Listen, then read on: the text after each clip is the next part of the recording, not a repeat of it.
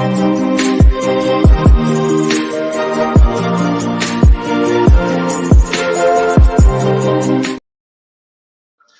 hello, hello, and welcome to another episode of TacoBytes, episode number 400 and where are we at? 424, live from the SBF trial on the steps of the courthouse. As you can hear from the background, it is a little bit noisy, and so we will be speaking up for that. For those, real quickly, a little bit of housekeeping. We just want to shout out to everyone joining us from Unlonely, everyone that is over on YouTube, LinkedIn, Telegram, Twitch, Discord, and Twitter. Huge shout out to everyone. So today is day 9 of the SBF trial. We started, witnesses came in, judge sat, and everyone was ready at 9:44 this a.m. One of the things that was out of a little bit unusual from the get-go, judge asked for a sidebar right away. Judge has been sort of not liking the sidebars from both the prosecution and the defense, but him calling one directly from the beginning sort of set the tone for today.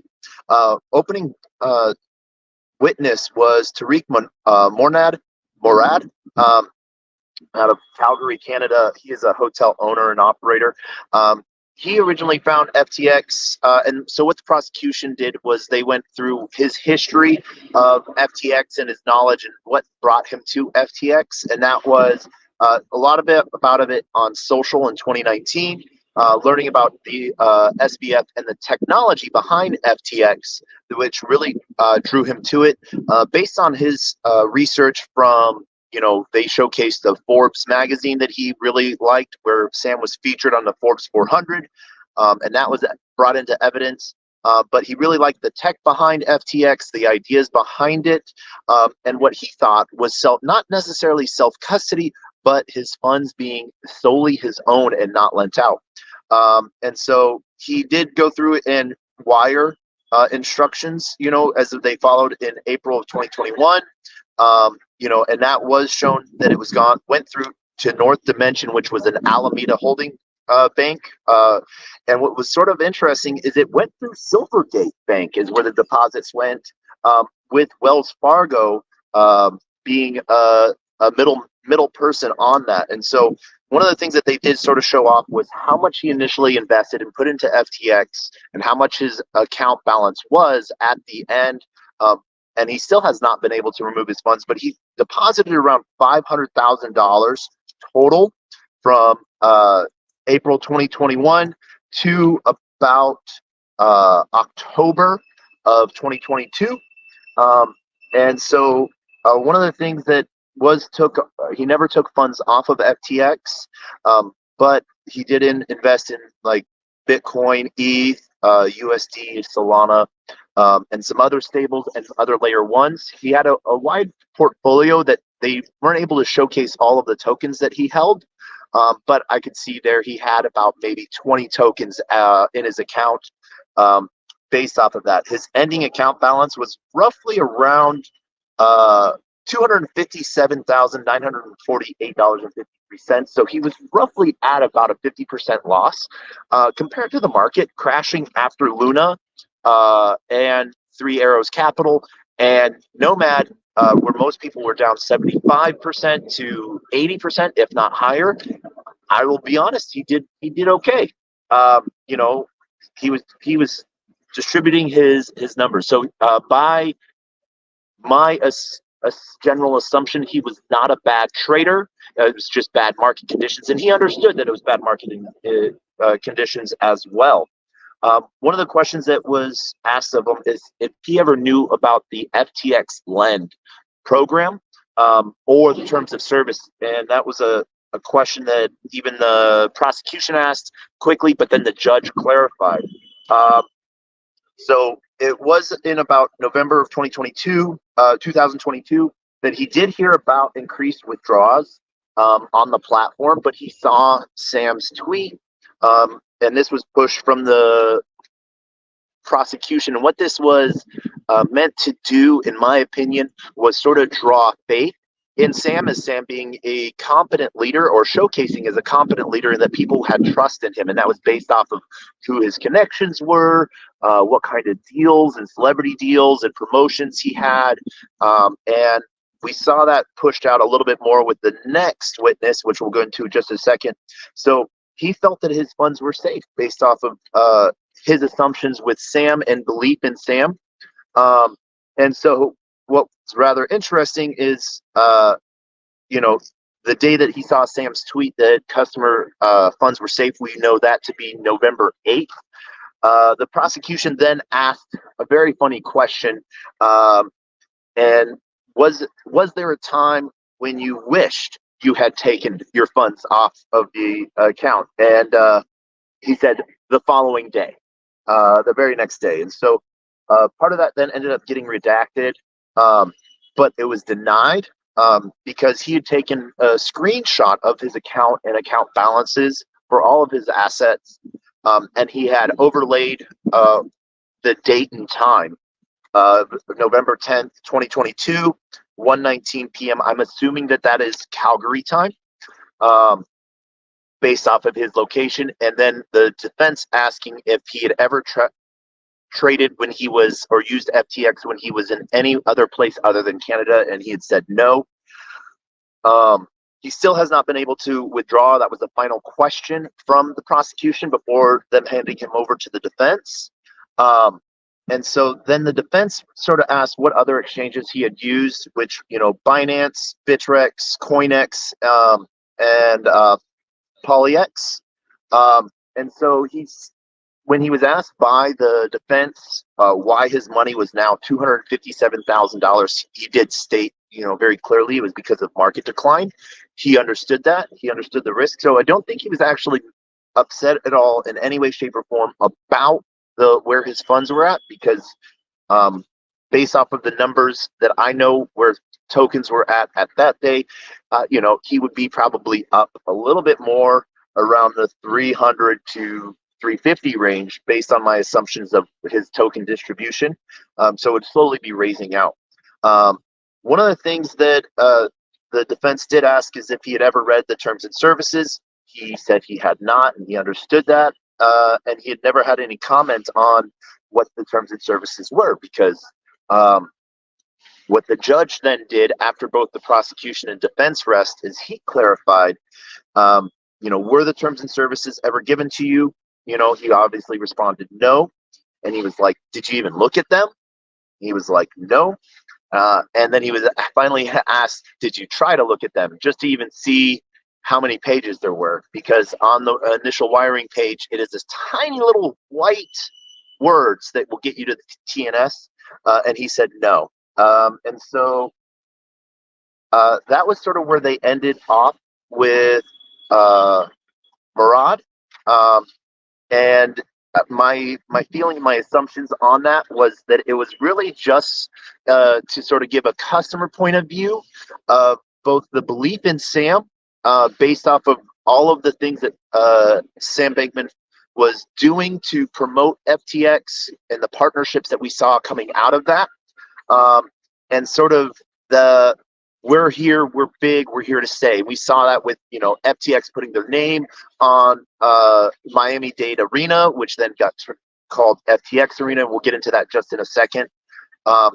Then around 10:12, after a quick break, they ended up calling Nishad Singh to the stand, and he was at the time of him leaving was the head of engineers, and so really sort of opened up what the prosecution really wanted to just sort of get out of the way, what charges he's already pled guilty to, and what crimes he committed with other members of FTX staff. And so what he's already pleaded guilty to is defrauding investors and defrauding customers, conspiracy to defraud, money laundering, and illegal campaign finance violations.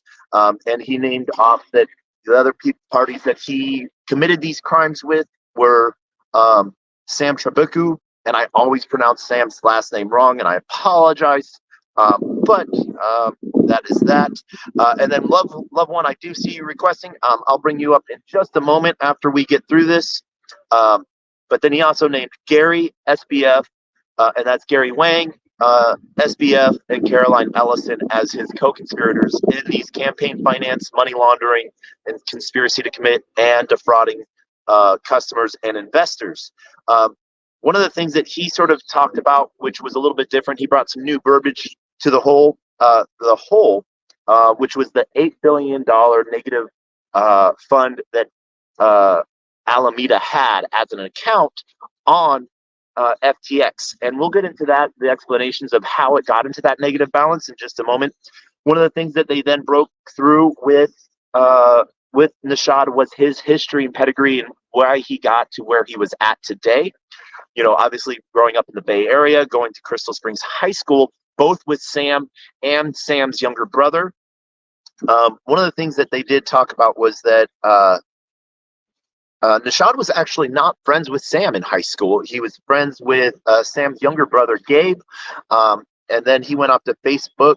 Didn't really talk about the relationship of how Sam ended up reaching back out to Nishad if they weren't that big of friends in high school.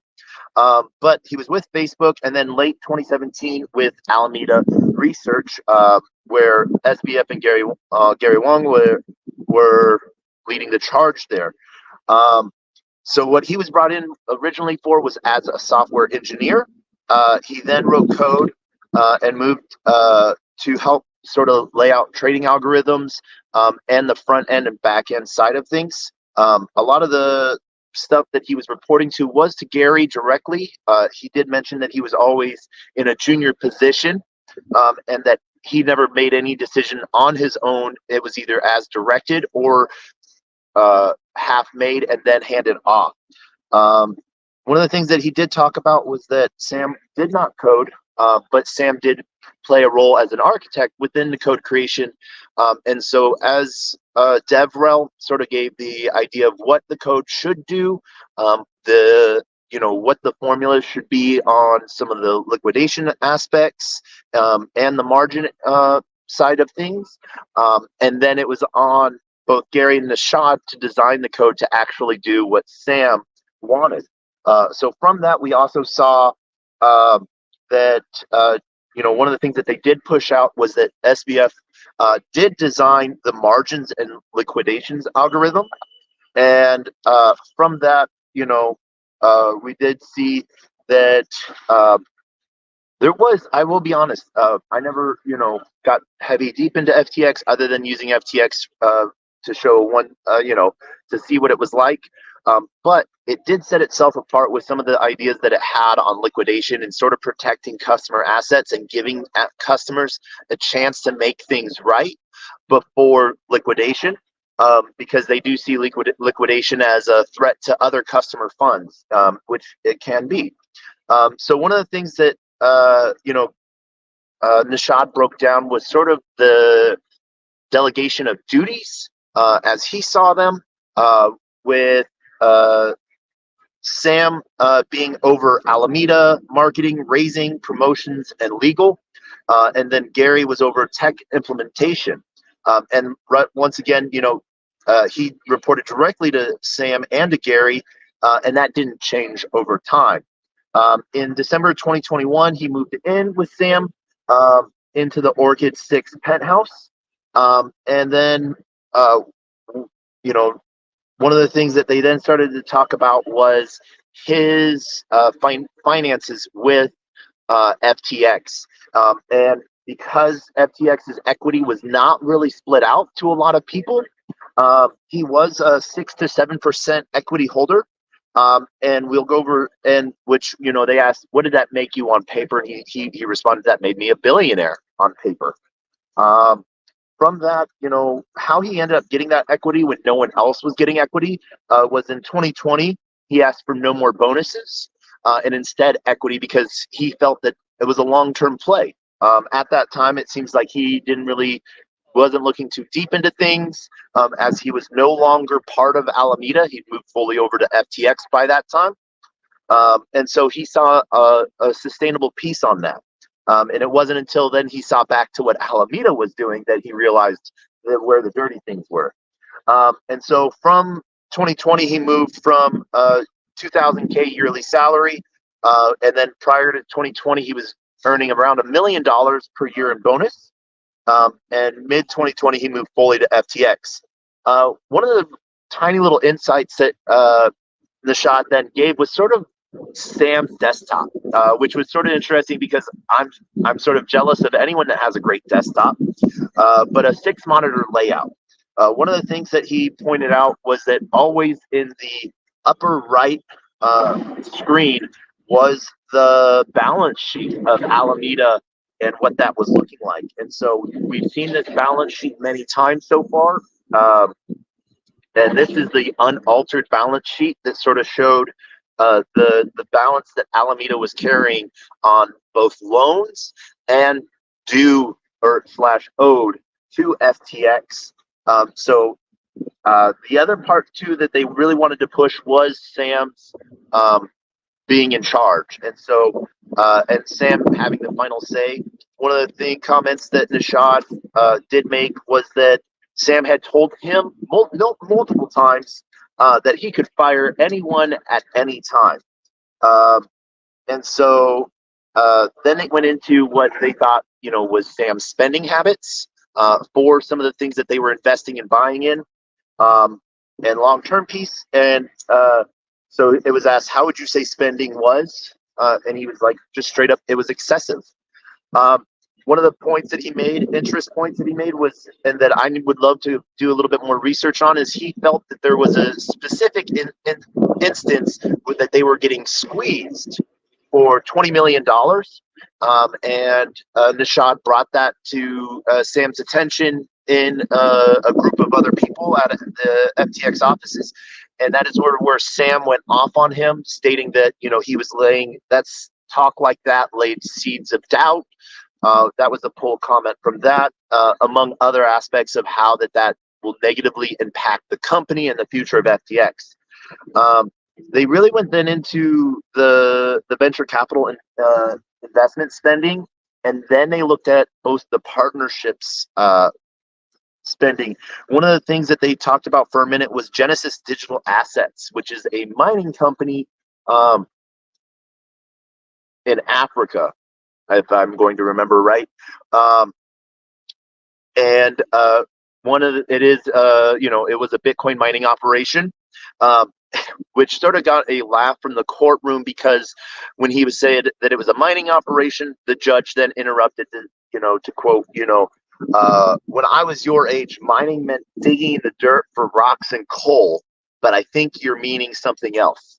And this is a judge that has brought laughter a couple times today to the courtroom with some of his comments. And so a lot of the technical jargon, the ABCs of Web3 are having to get broken down, which really just wants me to print off a copy of Tacopedia and just sort of like stick it under the judge's door, so he can have all the terms and terminologies that we have written out in a 64-page book for no reason. I don't know why we did that. Some of the other companies that they looked at was Anthropic, which is a AI safety compute power capital equity firm, and I actually want to look into this, just see what it's doing.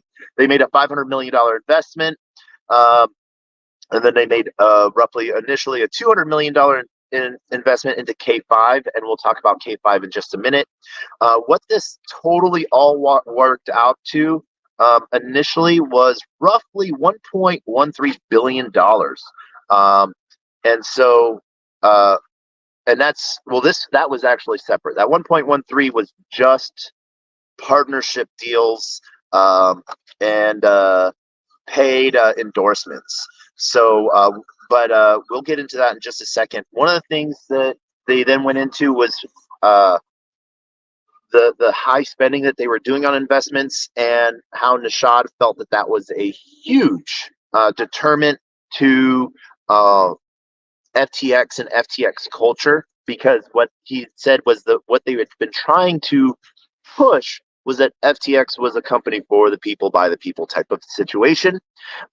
Yet they were doing this pompous nose rubbing and elbow rubbing situations that just sort of did not align with the culture that Nishad felt that FTX was supposed to be promoting, and felt that it was a really big detriment to the FTX staff and work environment.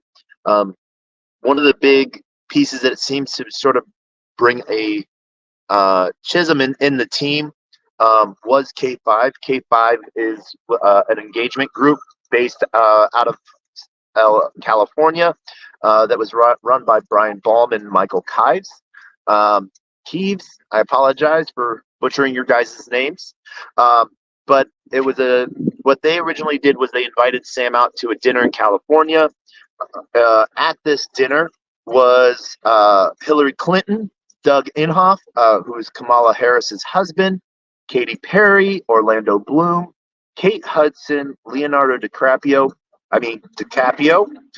Jeff Bezos, Ted Sarandos, Kendall Jenner, Kris Jenner, and Corey Gamble. And what they then had a meeting about was how Sam felt how impactful that was for him. And I think that was sort of maybe like one of the first times he had huge rub-ins with celebrities like that, and high worth individuals. And so it was something different. I think that really struck a nerve, almost like when someone goes to Vegas the very first time, they're like, oh, I'm going to be so good. I'm just going to, just $100 in my pocket. And next thing you know, they're, $5K deep on the craps table. I think this was sort of something like that, where it really struck home with him that he felt that this could lead into partnerships and bring credibility, because these are not small time people. These are all people that have had, large careers, both in the, film, political, philanthropic side of things. And so I think that he sort of felt that could give a lot of legitimacy to FTX and be a really big push on bringing new information. One of the things that they came back to was that he wanted, a 4-item list that Sam had that he wanted to go through with his team. One of the big notes was that he felt that K5 could get a dinner table together of Elon, Obama, Rihanna, and Zuckerberg for dinner, and that was highly possible that they could do that. And so he felt number 2 was that it would be potential endorsement deals with paid celebrities, but Sam thought that he could get unpaid endorsements from these celebrities, that he could be friends with them. And then at the same time, working political campaigns and donations. What was sort of funny was, and this was sort of just a one-off for Nishad that I thought was rather funny. The prosecution then had Nishad go through the list of the people at this dinner, if he knew who they were. And, he knew Clinton, Katy Perry, Orlando, Kate, Leonardo, Jeff. He didn't know who Ted was or Corey Gamble, but then he was like, with Kendall Jenner and Kris Jenner, he was like, I know who they are, but I don't know what they do, if they do anything, and so that was just sort of, that brought a little bit of a relief moment to the courtroom and a little bit of laughter. And so Sam sort of felt that this was an extremely beneficial one-stop shop for partnerships and endorsement deals. And what this sort of then brought in, what K5 then wanted to build out was also their own investment company, I guess, venture company. And so this $20 million deal then turned into a $1 billion deal. And that is when Nishad said that he was sort of really having issues with it internally, and that it was making issues at work for the rest of the team. And so the way these questions sort of went, the defense had issues with multiple objections that just came back down to foundation and rewording of the questions for form by the prosecution, which they did. And so one of the things that Nishad Nishad was quoted as saying, "Is if we must go through this, then it needs to be separate from FTX and the FTX culture because all of this stuff seemed to Nishad highly outside of what they were trying to promote." They then went through. This is where the prosecution started to really drag balls. And I apologize for saying that, but they just did a horrible job with their spreadsheet designations with 1,000 lines, that no one could see or read, expecting the jury, let alone anyone that knew how to read the form, able to read them. Really hard to do. And so they broke down some of the sponsorship deals, with Miami-Dade FTX Arena, that cost $205 million. The deal with the Major League Baseball costing $150 million. Then they talked about partnerships that they did with Stephen Curry, Riot from League of Legends, Tom Brady, and his wife Giselle, including also Larry David. And like I said, the text was so small, I was not able to see what those amounts were for Larry or Tom Brady. But he did learn after the fact how much the total was spent on these sponsorship deals was $1.13 billion. The head of finance, how he found out about these was from the head of finance, Jayesh Ashwami, as Jayesh wanted to sort of learn more about goodwill foundational funding and what that might look like. And so it was really interesting, the ROI of marketing expenses. And so that's sort of when Nishad got to start to learn about more of how much was being spent.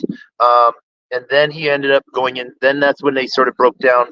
They didn't dig into that at all. They didn't dig into that as what it did to him, what it made him choose to do or choose not to do, which sort of, limped along.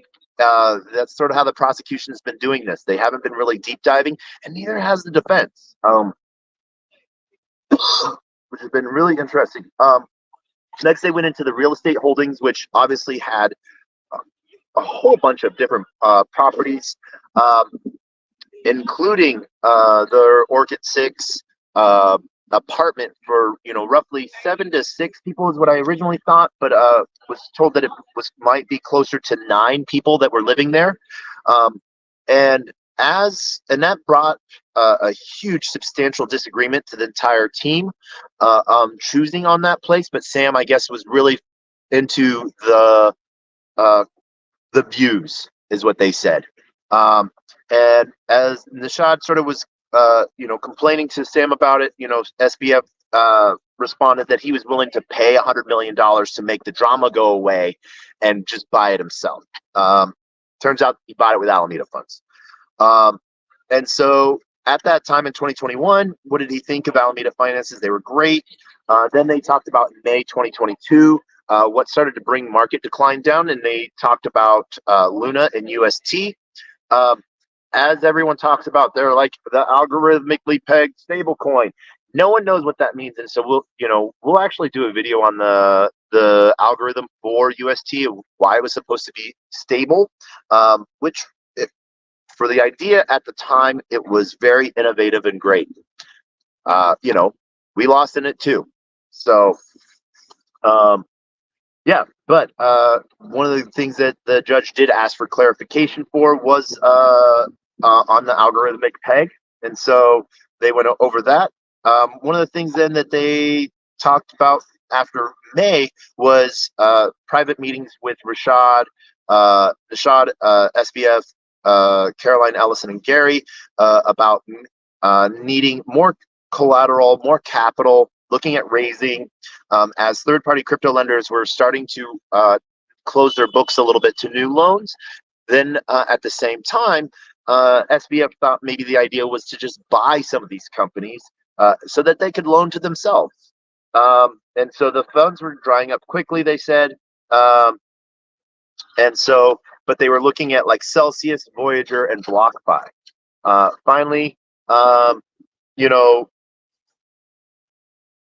in June of 2022, Caroline Ellison included Nishad in with Gary and SBF and a few other people on the internal, not the external, Alameda Research Google balance sheet, and asking for help to bring numbers into alignment. And this was due to what they're saying was an accounting error that we'll get into, that was introduced in 2021, but then slowly wasn't noticed and slowly built up for almost a year. And so Nishad did feel that it was anomalous, but he was one to always give a helping hand and happy and easy to take on this task. The error, they originally said, that it couldn't be that off, that wrong, as it was showing a $19 billion deficit, when really what turns out it was around $11 billion deficit. And at that time, books still sort of evened out. There was still a balance plus.